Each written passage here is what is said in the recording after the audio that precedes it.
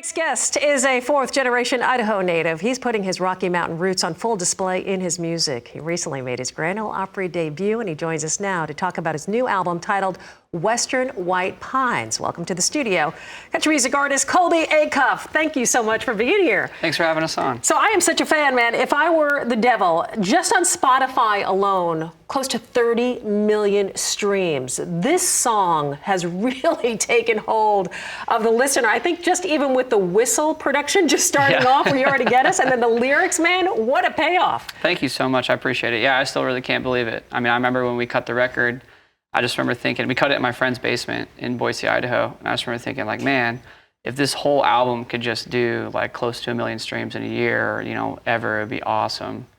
And here we are today. So it's been a pretty crazy story. Sole writer on this one? Sole writer, yeah. Unbelievable. Thank you. I mean, for people who may not know, and we're playing a little bit of the video here, but you talk about really if the devil came to earth and what he would do, and of course, you know, talking about having the sheep kind of follow him, getting in with the parents and brainwashing the parents and getting into the schools and lecturing the children. I mean, just that perspective. But ultimately, so bad, the atrocities on the planet, that he wants to go back to hell. I mean, this is, what a perspective, what a mind to be able to put this down. Yeah, I think when I wrote it, it was like right in the beginning of 2020. So the pandemic was just starting. I was just at home, and I just had the news on, which I never usually have the news on, to be honest. But yeah, I was just like, oh, look at this. And I remembered Paul Harvey's If I Were the Devil, which has always been one of my favorite things to go back and listen to. And so I wrote it in like 25 minutes. I just sat down and wrote the song, and that was that. And I mean, I knew when I wrote it, it was one of my like best songs that I'd written, I felt like. And then when I played it for the first time, it really started to connect.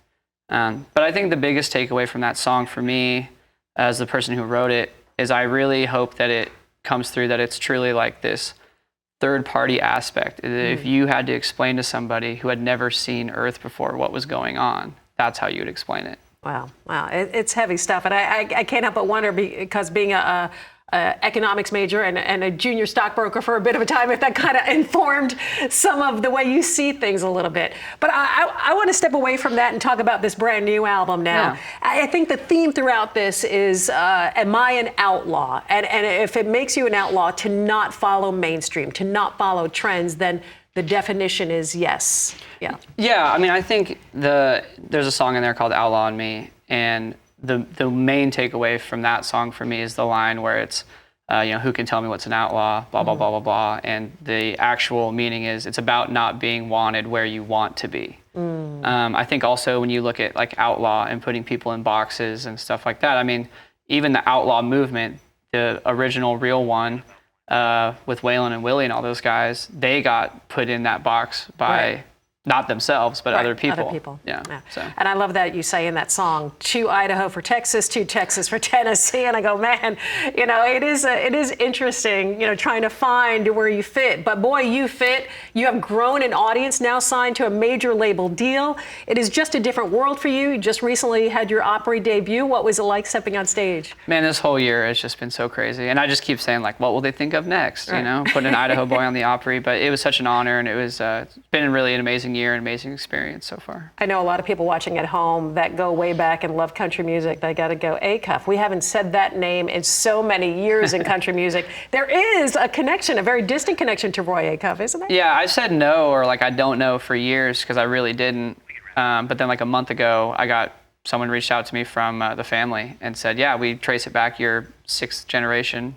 Wow. Or sorry, not sixth generation, but six cousins. Six cousins. Yeah, with Roy. Yeah. But I mean, that's, you know. 6 degrees of separation, can we say that? Yeah, I mean, you know, it's like far enough to where I'm not just going to say we're cousins. I love it. Well, I know a lot of people at home probably thinking that. I know you're going to perform for us, and you're going to perform the title cut, Western White Pines, and it really seems like going home to Idaho is a touchstone for you.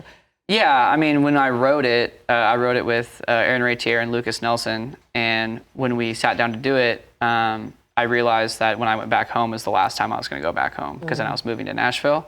And it's funny how, you know, I've written a lot of songs for Idaho or about my life in Idaho, but I haven't written a lot of homesick songs about it.